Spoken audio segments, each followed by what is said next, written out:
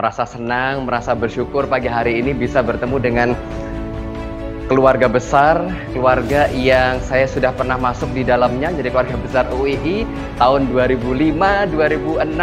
Bapak Ibu, saya dulu sempat bekerja di Universitas Islam Indonesia di Public Relation, peralihan antara Pak Lutfi Hasan dan juga menuju ke Pak Edi Suwandi Hamid, dan hari ini saya bertemu dengan Bapak Ibu semuanya. Walaupun kemarin tim kami menyampaikan antara mau offline dan online, wah kalau offline betul-betul nostalgia betul, tapi ternyata kita sekarang online Bapak Ibu, tapi it's okay, tidak masalah. Yang penting Bapak Ibu dan kita semua dalam keadaan sehat walafiat. Apa kabar pagi hari ini Bapak Ibu semuanya? Semangat, sukses dan bahagia. Oke. Terima kasih, matur nuwun Pak Fuad, matur nuwun Bu Banat, matur nuwun Bapak Ibu semuanya yang sangat hebat dan luar biasa. Izinkan saya pagi hari Bapak Ibu untuk sharing. Nun sewu, saya tidak memahami tentang bagaimana Bapak Ibu konten berdakwah seperti apa, tetapi hari ini Bapak Ibu kita akan belajar bagaimana membuat sebuah tayangan yang menarik, bagaimana pagi hari ini Bapak Ibu bisa menjadikan yang kontennya tadi itu kurang menarik menjadi luar biasa, dan akhirnya yang tadinya konten itu tidak dilihat oleh banyak orang akhirnya memberikan manfaat bagi banyak orang. Yang jelas Bapak Ibu, saya ingin menyampaikan beberapa hal. Saya sudah melihat keseruan di WhatsApp group, walaupun orang-orang tertentu saja belum semuanya, dan pagi hari ini pun juga tidak semuanya membuka videonya. Ada apa gerangan Bapak Ibu? Mengapa satu, kita di saat pandemi ini justru peningkatan kualitas diri kita menjadi menurun. Di saat pandemi ini terkadang Bapak Ibu non sewu, justru rasa percaya diri kita tidak sama seperti halnya sebelum pandemi. Dan mengapa justru Bapak Ibu non sewu juga, mohon maaf, di saat pandemi ini kita menjadi orang yang terkadang mudah tersulut emosi. Nah, seperti halnya tadi video sekilas yang saya bagikan bahwa ternyata di saat pandemi ini dibutuhkan orang-orang yang mampu menjaga emosi, karena orang-orang yang sudah menjaga emosi inilah yang dia akan memenangkan pertarungan. Bukan pertarungan dengan kompetisi orang lain, tapi dengan diri sendiri.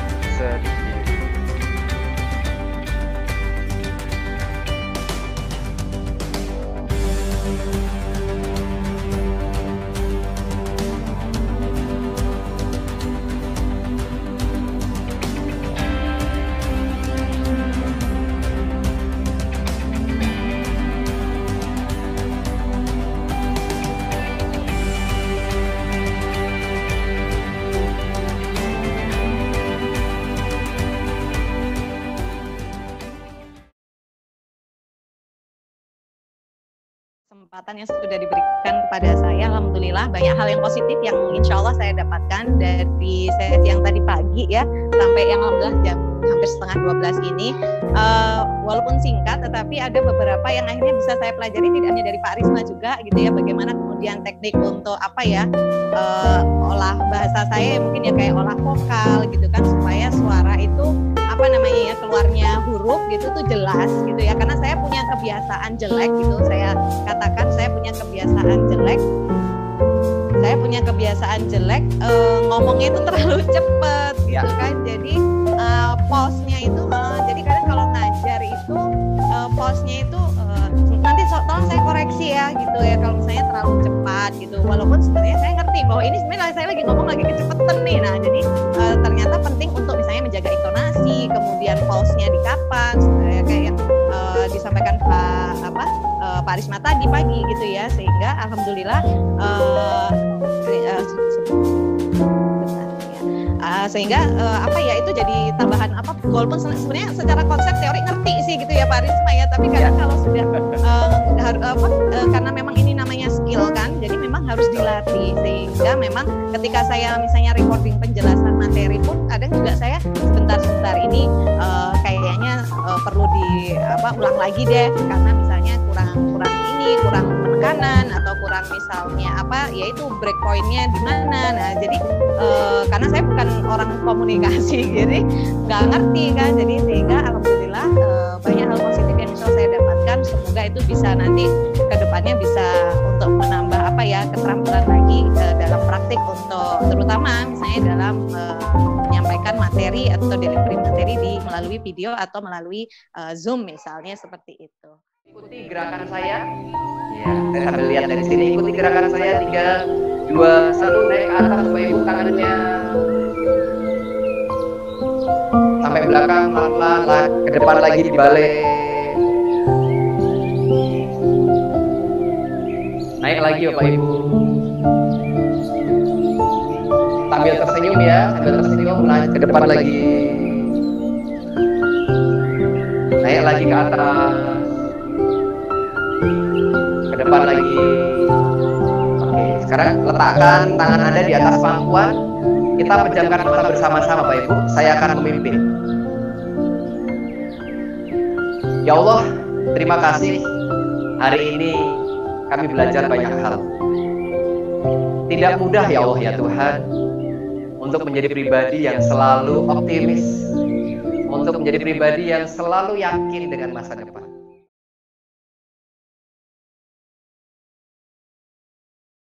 Di pagi hari ini, kita langsung saja untuk belajar bersama-sama menjadi seorang dakwah inspiratif. Ya, di kesempatan pagi hari ini nanti akan belajar bersama-sama dengan Ustadz Kiki.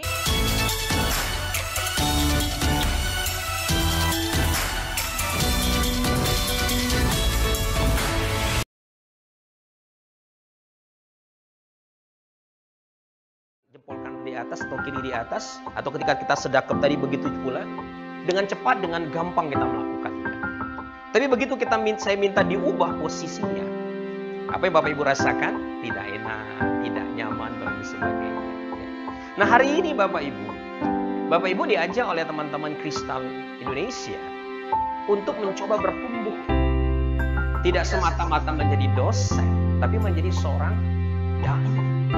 Ya, seorang dai. Ada hadis yang sangat terkenal, ya. Balighu anni walau ayat, sampaikan dariku walaupun hanya satu ayat. Nah, jadi kita ini memang sebagai seorang mukmin itu harus memberikan dakwah. Apalagi Bapak Ibu makin berat nih bebannya ya. Di belakangnya itu di pundaknya ada Universitas Islam Indonesia, ya. Jadi bayangan saya ini satu kaki Bapak Ibu sudah surga ini kayaknya ya. Tapi kaki satunya saya nggak tahu nih, surga atau neraka saya juga nggak paham ya. Nah tapi yang jelas Bapak Ibu itu punya predikat lebih. Kalau saya ngajar di kampus swasta tanpa embel-embel Islam itu oke, gampang ya. Tapi ketika Bapak Ibu jadi seorang dosen di UI, ini ada beban mental yang lebih besar ya. Nah karena itu Bapak Ibu izinkan saya berbagi kepada Bapak Ibu tentang merubah kebiasaan ya. Mari Bapak Ibu kita buka, kita lihat slide berikut. Silakan, Mbak. Nah, mari kita lihat di situ. Inti kita berdakwah itu sebenarnya sama, ya. Kita berkomunikasi. Tapi harus saya garis bawahi yang namanya dakwah itu Bapak Ibu tidak harus bermakna dakwah bil lisan, ya. Ada dakwah-dakwah yang lain. Saya nulis buku, sudah ada alhamdulillah 4 buku yang saya tulis. Yang tadi tunjukkan baru 3, ya. Itu bagian dari dakwah juga. Dakwah bil qalam namanya, ya. Ada juga dakwah dengan perbuatan, dakwah bil hal. Ini yang jauh lebih penting lagi. Ya, dakwah bil hal. Jadi bahkan di dalam Islam itu ada satu ungkapan yang harus jadi peringatan kita semuanya. Dalam surat As-Saff ayat 2 ya, disebutkan Bapak Ibu sekalian bahwa Allah itu tidak suka dengan orang-orang yang mengatakan sesuatu tetapi tidak pernah dia amalkan. Ya, tidak dia lakukan. Kabura maqtan indallah bi an taqulu ma la taf'alun. Jadi Allah tidak senang dengan orang yang ngomong tapi tidak melakukan apa yang dia katakan. Ketika khutbah, ketika tampil menyampaikan sebuah kajian, ya, itu dimulai dari penampilan kita. Dalam komunikasi itu Bapak Ibu ada istilah yang disebut sebagai prior ethos. Ya. Jadi prior ethos itu adalah kesan pertama di detik-detik pertama, menit-menit pertama ketika kita itu berinteraksi dengan audiens kita. Itu namanya prior ethos. Ya. Nah, prior ethos ini yang bagus itu berada di level menengah. Jadi ketika kita masuk itu audiens sudah sangat terkesan dengan kita, ya. Jadi mereka memiliki prior ethos yang positif terhadap diri kita. Itu yang paling bagus. Nah, prior ethos ini Bapak Ibu sekalian, itu kita bisa lakukan pertama dengan mengemas penampilan kita. Ya. Yang pertama mulai tadi Bapak Ibu lihat di slide itu.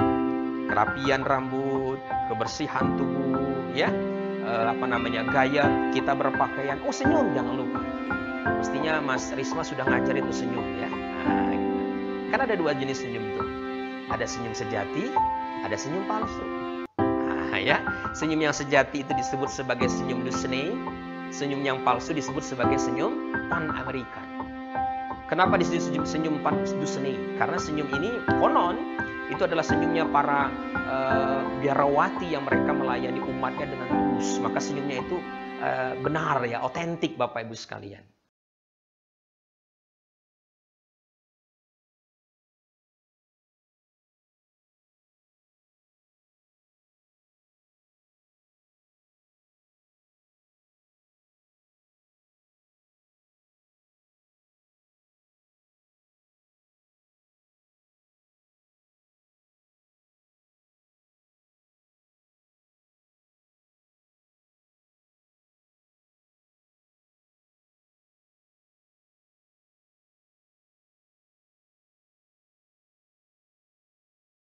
Apa kabar siang hari ini Bapak Ibu semuanya? Semangat?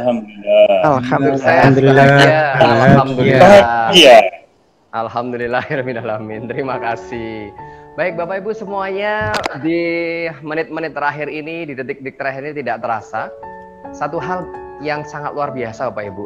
Saya melihat nama-nama peserta.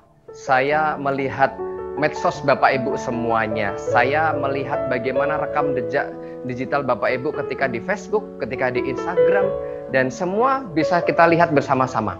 Tadi pagi Bapak Ibu bersama dengan Pak Kiki Wijaya, Ustadz Kiki Wijaya sudah membahas tentang bagaimana tahapan-tahapan menjadi seorang pendakwah.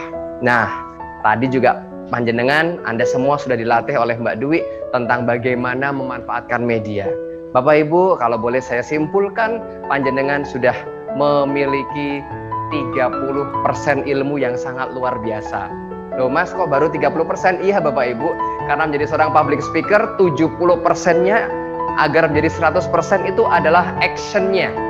Maukah kita, maukah panjenengan Bapak Ibu semua untuk terus berupaya menjadikan diri Bapak Ibu menjadi lebih baik, lebih meningkat, dan akhirnya menjadi orang-orang yang sangat hebat dan orang-orang yang sangat luar biasa.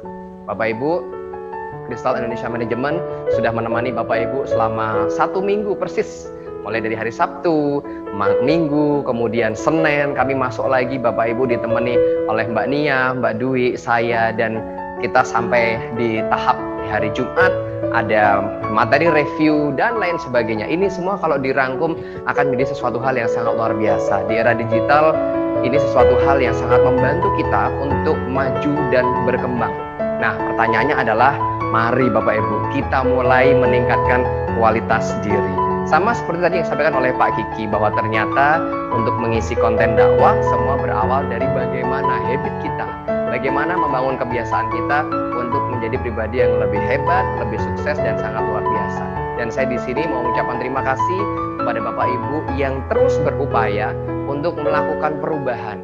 Betul Bapak Ibu, perubahan itu tidak bisa langsung dalam hitungan secepat kilat kita langsung berubah lebih baik. Tetapi prosesnya itu banyak godaan. Godaannya seberapa besar, itulah bagaimana panjenengan semua bisa menyelesaikan tahapan-tahapan godaan itu satu demi satu yang akhirnya menjadi seorang public speaker.